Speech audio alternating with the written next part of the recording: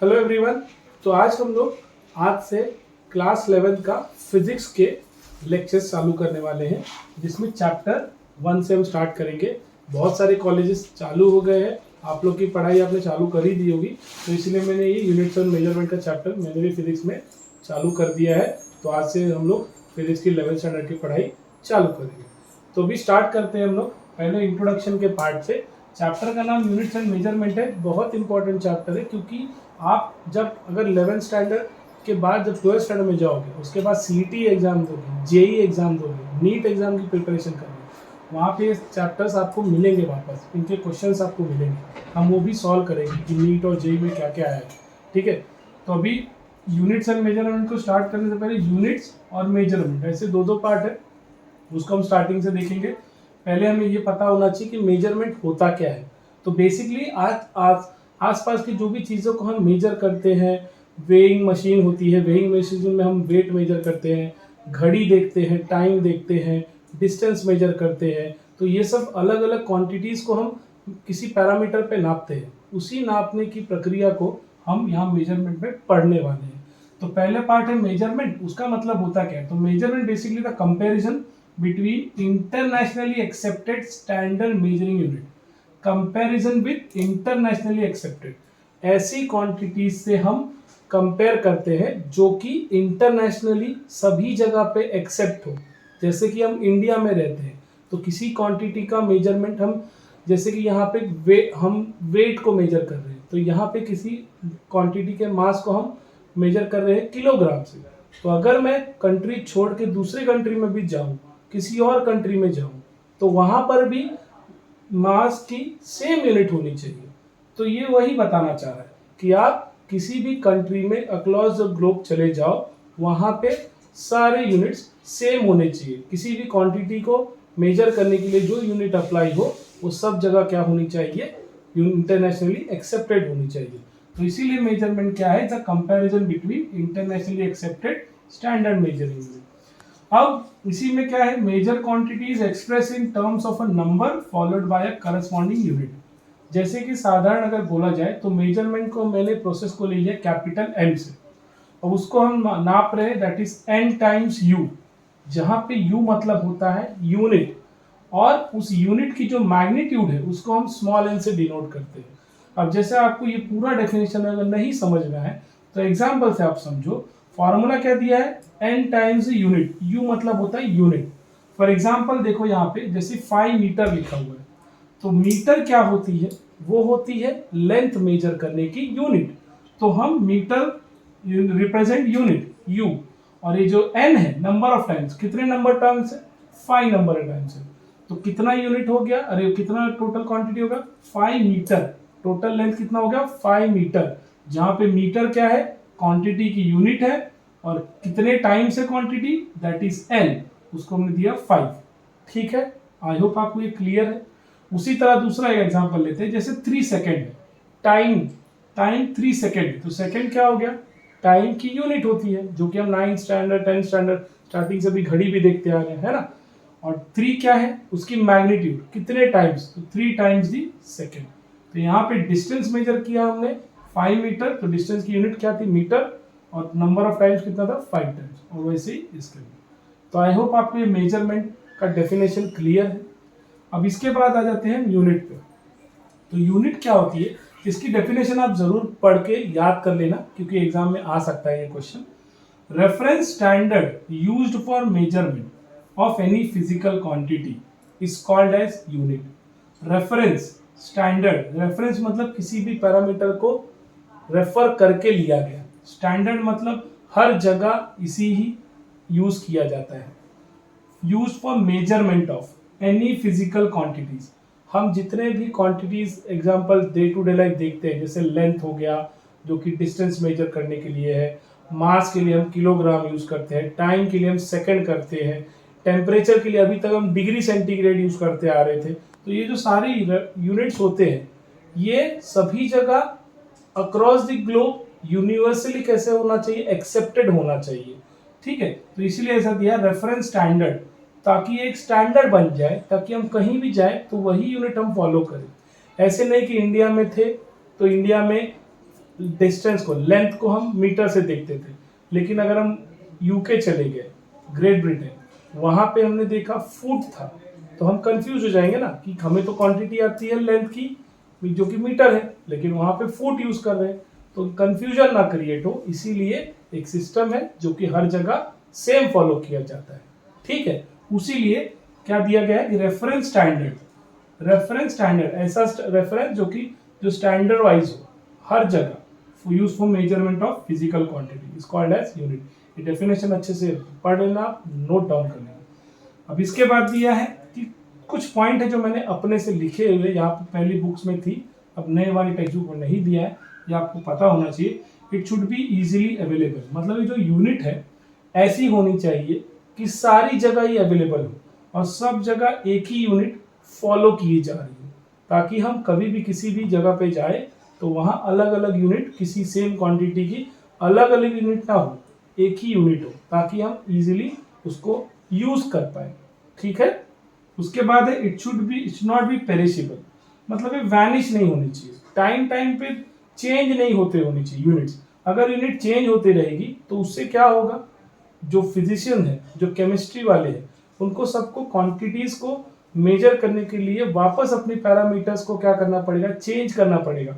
और अगर वो चेंज करेंगे तो डेफिनेटली हम भी चेंज करेंगे, टेक्स्ट बुक में भी चेंज होगा, तो आपको भी अपनी पढ़ाई वापस से दूसरी जगह से करनी पड़ेगी, क्वांटिटीज का जो कैलकुलेशन है आपको फिर से करना पड़ेगा, है ना, तकलीफ सबको होगी। तो इसीलिए it should not be perishable, time to time वो चेंज नहीं होते चाहिए। ठीक है, आई होप आपको यूनिट समझ में आ गया होगा, मेजरमेंट समझ में आ गया होगा। उसके बाद है सिस्टम्स ऑफ यूनिट, तो इसीलिए यूनिवर्सली सब जगह एक्सेप्ट होनी चाहिए, इसीलिए कुछ सिस्टम बनाया गया है, जिसमें जो पहला सिस्टम है वो है CGS। CGS स्टैंड फॉर होता है सेंटीमीटर, G स्टैंड फॉर होता है ग्राम, S स्टैंड फॉर होता है सेकेंड। तो सेंटीमीटर किसके लिए होगा आपको पता ही है, लेंथ मेजर करने के लिए, ग्राम मास मेजर करने के लिए, टाइम मेजर करने के लिए सेकेंड। तो सेंटीमीटर की यूनिट हम कहाँ यूज करते हैं आपको पता ही है, अगर छोटी छोटी लेंथ होंगे, जैसे हम स्केल यूज करते थे, 15 सेंटीमीटर का स्केल हमने 9-10 तक यूज किया है, तो उस स्केल की जो लंबाई होती है उससे कोई चीज हमको अगर ड्रॉ करना हो, कोई लाइन, कोई क्वाड्रिलेटरल, तो हम लेंथ छोटा लेते हैं। तो इसीलिए वहां पे जहाँ पे छोटी यूनिट को यूज करना होगा छोटे क्वांटिटीज के लिए, तो वहां पे CGS सिस्टम, सेंटीमीटर, ग्राम और सेकेंड। ग्राम हम यूजुअली कहाँ यूज करेंगे, केमिस्ट्री लैब में आप जब जाओगे आपको टीचर सॉल्ट के सैंपल देंगे, उनको आपको मेजर करके आपको यूज करना पड़ेगा, तो 1 ग्राम 2 ग्राम ऐसे। तो ये छोटी क्वांटिटीज के लिए हम सेंटीमीटर, ग्राम, सेकेंड वाली सिस्टम यूज करते हैं। क्लियर है। उसके बाद आते हैं हम MKS। अब आप जैसे बड़े क्वांटिटीज को मेजर करोगे, जैसे कि 100 मीटर रेस के लिए आपने ट्रैक बनाए हैं, तो 100 मीटर तो आप स्केल से तो मेजर नहीं कर सकते, है ना, स्कूल वाली 15 सेंटीमीटर, तो आपको एक टेप लेना पड़ेगा, टेप की लंबाई ज्यादा होनी चाहिए, तो इसीलिए मीटर, किलोग्राम, सेकेंड। ठीक है, तो MKS होता है बड़ी क्वांटिटीज के लिए। किलोग्राम भी आपको पता है कि जैसे कि मम्मी ने बोल दिया 1 किलो शक्कर लाओ, तो दुकानदार वेइंग मशीन पर रखता है ना उसको 1 किलो। ठीक है, तो ज्यादा क्वांटिटीज होगा तो उसको स्मॉलर मेजर से हम नहीं मेजर कर पाएंगे, इसीलिए ज्यादा क्वांटिटीज के लिए हमें स्केल को बढ़ाना पड़ेगा, तो इसलिए बड़े स्केल पे हम MKS यूज करते हैं। टाइम तो सब जगह सेकेंड यही होता है, ठीक है, हर सिस्टम में। उसके बाद आते हैं FPS। FPS का मतलब होता है ब्रिटिश सिस्टम। जब ब्रिटिशर्स ने राज किया था काफी कंट्रीज पे, तो जहां जहां उन्होंने कॉलोनिज्म अप्लाई किया था वहां वहां पे FPS सिस्टम ही यूज होता था। ठीक है, अभी भी कहीं कहीं यूज होता है। That is F stand for foot, जो कि लेंथ मेजर करने के लिए होता है। Pound stand for mass, mass के लिए पाउंड यूज होता है, और टाइम के लिए तो सेकेंड यूनिवर्सली होता है। उसके बाद है SI सिस्टम। फिर बाद में क्या हुआ, जब ये जिनेवा में सिस्टम डी इंटरनेशनल लिया, वहां पे सब एक साथ फ्रांस में सारे कंट्रीज के जो फिजिसिस्ट थे और भी जो मेजरमेंट वाले एक्सपर्ट थे, उन्होंने बैठ के कमिटी डिसाइड करी है। उस कमिटी में ये बोला गया है कि हर चीज की जो यूनिट होगी वो एक समान, ताकि सारे कंट्रीज में, सारे लेबोरेटरीज में एक ही यूज हो, इसीलिए एक सिस्टम बनाएगा। उस सिस्टम का नाम है सिस्टम डी इंटरनेशनलिया। तो यहाँ पे सिस्टम इंटरनेशनल, ये जो यूनिट होती है, इसने क्या किया, ऊपर के जितने भी सिस्टम है इन सब सिस्टम को रिप्लेस कर दिया, ताकि कंट्रीज में अक्रॉस द ग्लोब किसी भी कंट्रीज में सब लोग एक ही पैरामीटर यूज करें। तो उस पैरामीटर का नाम है सिस्टम डी इंटरनेशनल या एसआई सिस्टम। आपने 10th स्टैंडर्ड में भी देखा होगा, एसआई यूनिट टीचर बोलती थी कि लिखो इसकी एसआई यूनिट ये है, SI unit for voltage volt है ना। और इसीलिए तो यहाँ पे दिया है this is replace all other system, it is accepted for all over the world. और इसको हम अब 11th 12th में हम एसआई सिस्टम ही यूज करने वाले हैं। तो आई होप आपको ये मेजरमेंट यूनिट, उसकी कुछ प्रॉपर्टी, टाइप्स ऑफ सिस्टम समझ में आ गया होगा। आगे हम टाइप्स ऑफ यूनिट अभी पढ़ेंगे, ठीक है।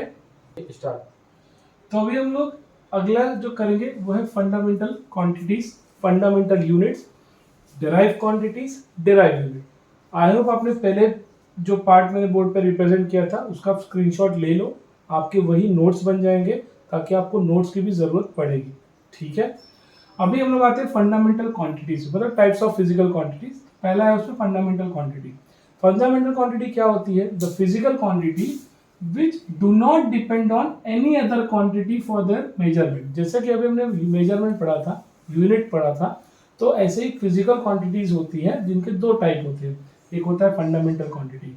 तो फंडामेंटल क्वांटिटीज वो क्वांटिटीज होती है जो किसी भी फिजिकल क्वांटिटीज पे डिपेंड नहीं करती, other than physical, do not depend on any other quantities, किसी भी और अदर क्वांटिटीज पे मेजर करने के लिए डिपेंड नहीं करते। जैसे कि एग्जांपल है लेंथ। लेंथ को मेजर करने के लिए बस क्या चाहिए होता है? लेंथ किसी और क्वांटिटी से मेजर नहीं होता, लेंथ तो लेंथ है, स्केल से ही मेजर होगा। वैसे ही मास, वैसे ही इलेक्ट्रिक करंट, वैसे ही ल्यूमिनस इंटेंसिटी। ल्यूमिनस इंटेंसिटी क्या? इलेक्ट्रिक करंट आप सबको पता है, आपने स्टैंडर्ड 8, 9, 10th में पढ़ा है। वैसे इलेक्ट्रिसिटी का वैसे ही ल्यूमिनस इंटेंसिटी होता है। ल्यूमिनस इंटेंसिटी होता है जो ट्यूबलाइट्स होती हैं, जो बल्ब होते हैं, उनकी इंटेंसिटी, वो कितनी रोशनी फैला रहे हैं, उसको मेजर करने के लिए तो जो क्वांटिटी है उसको हम क्या बोलते हैं? Luminous intensity. ये लाइट की, प्रकाश की जो कितने स्प्रेड हुए वो मेजर करने के लिए क्वांटिटी होती है। तो ये जो सारे एग्जांपल्स मैंने लिखे हैं ये किसी और क्वांटिटी पे डिपेंड नहीं होते मेजर करने के लिए, ठीक है। ये खुद के लेंथ, सिर्फ लेंथ के लिए, और कोई क्वांटिटी डिपेंड नहीं करती कि उस पर लेंथ मेजर, लेंथ सिर्फ लेंथ से ही मेजर होगा। मास सिर्फ मास से ही, ठीक है। ऐसा नहीं है कि लेंथ मेजर करने के लिए मुझे मास की जरूरत पड़ेगी या मास के लिए मुझे लेंथ की जरूरत पड़ेगी, ऐसे नहीं। तो ऐसे क्वांटिटी जो खुद से, मतलब किसी और क्वांटिटी पे डिपेंड नहीं हो, उनको हम बोलेंगे fundamental quantities. The quantities which do not depend on any other, क्या बोलेंगे? क्वांटिटीज फॉर देयर मेजरमेंट, उसको क्या बोलेंगे हम? Fundamental quantities. अब जैसे है फंडामेंटल यूनिट, तो इन्हीं क्वांटिटीज को, मतलब फंडामेंटल क्वांटिटीज को मेजर करने के लिए जो यूनिट चाहिए होती है उस यूनिट को हम बोलते हैं फंडामेंटल यूनिट। फॉर एग्जांपल जैसे यहाँ पे दिया, the unit used for measurement of fundamental quantities are called fundamental unit. अब जैसे यहाँ पे थी फंडामेंटल क्वांटिटी थी, इसका नाम है लेंथ। तो लेंथ को मेजर करने के लिए जो यूनिट होती है उसको क्या कहते हैं? मीटर। तो लेंथ क्या हो गया? फंडामेंटल क्वांटिटी, जो कि और किसी क्वांटिटी पे डिपेंड नहीं होगा मेजरमेंट के लिए। और इस लेंथ की जो यूनिट है वो क्या है? मीटर, जो कि क्या कहलाएगी? Fundamental unit. इसी तरह मास की यूनिट क्या होगी? किलोग्राम, मतलब मास मेजर करने के लिए। उसी तरह इलेक्ट्रिक करंट को मेजर करने के लिए हम क्या यूज करते हैं? एम्पियर, है ना, जो हम लोग क्लास 9th में 10th में पढ़ चुके हैं। वैसे ही ल्यूमिनस इंटेंसिटी को मेजर करने के लिए क्या होता है? कैंडेला। हाँ, ये लाइट की स्ट्रेंथ को मेजर करता है, ठीक है। तो आई होप आपको क्लियर है कि फंडामेंटल क्वांटिटी क्या होती है, फंडामेंटल यूनिट्स क्या होते हैं। एग्जाम में टीचर पूछते हैं हाँ, एक मार्क के लिए डेफिनेशन में, तो आपको ये डेफिनेशन लिखनी है और यूनिट के लिए डेफिनेशन एग्जाम्पल के साथ लिखिएगा, तो कि अच्छा इंप्रेशन भी पड़ता है, ठीक है। कभी कभी एग्जाम्पल भी पूछा जाता है। उसी के बाद है कुछ और सप्लीमेंट्री यूनिट्स होती है फंडामेंटल यूनिट्स की तरह ही, और भी यूनिट्स होते हैं जिन्हें हम सप्लीमेंट्री यूनिट्स भी बोलते हैं। जिसमें पहला होता है प्लेन एंगल। आज तक हमने जो भी शेप देखे हैं, ट्राइंगल पढ़ा है, ट्राइंगल की दो साइड के बीच को एंगल जो होता है थीटा से रिप्रेजेंट करते हैं हम लोग, है ना, 9th 10th में ज्योमेट्री में पढ़े हैं ना। तो वैसे ही plane angle, ratio of length of arc, यहाँ पे आप डायग्राम में देख सकते हो आर्क है, आर्क का लेंथ मैंने ds से रिप्रेजेंट किया है, of an circle to the radius of the circle, to the radius of the circle. ये उसका ओरिजिन है, ओरिजिन से r डिस्टेंस, जो कि r क्या कहलाएगी, उस सर्कल का रेडियस, और इनके बीच का जो एंगल है थीटा, प्लेन के बीच का, इसलिए इसको प्लेन एंगल भी बोलते हैं। 2 डायमेंशन आप समझ सकते हो, ठीक है। तो ratio of length of arc, जिसको हम डिनोट करते हैं ds है, सर्कल चैप्टर में आपने पढ़ा है, to the radius of the circle. तो यहाँ पे डी थीटा, इस सिंबल का नाम है थीटा, THETA, ठीक है। आप नए से अवेयर हो गए इसके, इसलिए याद रखना, ठीक है। V theta equals to length of arc, क्या होता है वो ds होता है, अपॉन रेडियस, उसे r से डिनोट करते हैं। तो ये फॉर्मूला आप अच्छे से याद रखिएगा, डायग्राम नहीं करोगे तो भी चलेगा, लेकिन ये फॉर्मूला अच्छे से याद रखिएगा। उसी तरह एक और यूनिट होती है प्लेन एंगल के जैसे ही, इस यूनिट का नाम है रेडियन, ठीक है। मतलब प्लेन एंगल को मेजर करने के लिए जो भी यूनिट होती है उसका नाम है रेडियन। हम डिग्री पढ़ते थे यार, 9th और 10th में डिग्री पढ़ा है एंगल को, 50 डिग्री 30 डिग्री ऐसा बोलते थे ना टीचर्स। तो यहाँ पे प्लेन एंगल के लिए हम क्या बोलेंगे, रेडियन, जो कि स्टैंडर्ड यूनिट है। और इसे डिनोट कैसे करते हैं, सिंबल थीटा से। और ये हाफ सी जैसा है ना, डिग्री पूरा सर्कल होता था, और रेडियन कैसा होता है, हाफ, ठीक है। तो सी जैसा होता है, ठीक है। तो ये थीटा, रेडियन बोलते हैं इसे, ठीक है। उसी तरह जैसे प्लेन एंगल है 2 डायमेंशन के लिए, वैसे ही 3 डायमेंशन के लिए इसी का एनालॉग, मतलब 3 डायमेंशन में इसी की तरह यूज करते हैं, सॉलिड एंगल उसे बोला जाता है, सिंबल डी ओमेगा से रिप्रेजेंट करते हैं, ठीक। It is a 3 dimensional analogous of plane, ठीक है, ऑफ प्लेन एंगल। इस प्लेन एंगल का ही अल्टरनेटिव, जैसे प्लेन एंगल 2 डायमेंशन यूज होता है, वैसे ही 3 डायमेंशन में स्पेस में ये सॉलिड एंगल यूज होता है। तो it is defined as the area of portion of a surface of sphere to the square of a radius, किसी भी स्फीयर का surface, area of the sphere of surface to the square of the radius, तो उसे solid angle बोलते हैं। आपको थोड़ा assume करना होगा, तो आप केक है, बर्थडे में हम केक काटते हैं, सर्कल शेप का होता है, उससे अगर आप कट करते हो, एक पूरा पीस आप उठाते हो, तो पूरा पीस कैसा होता है, 3 डायमेंशनल होता है, ठीक है। तो उसी के बीच का जो पीस के एंगल होगा, वो एंगल किससे रिप्रेजेंट होगा, जैसे पीस उठाया तो एंगल किससे रिप्रेजेंट करेंगे, सॉलिड एंगल होगा, एक्स है ना, ये z axis, x axis, y axis, 3 dimensional analog, ठीक है। तो 3 डायमेंशन के लिए हम स्टेलर रेडियन, इसकी यूनिट का नाम क्या होता है, स्टेलर रेडियन। डिनोट किससे करते हैं, ये सिंबल आप याद रखो ओमेगा से, ठीक है। इसका सिंबल का नाम है ओमेगा। आपने ओहम पढ़ा होगा, है ना, जो कि रेजिस्टेंस की यूनिट होती थी, तो वैसे ही ये ओहम, ओमेगा है, ठीक है, वही सिंबल है, बस इसका नाम क्या है, ओमेगा।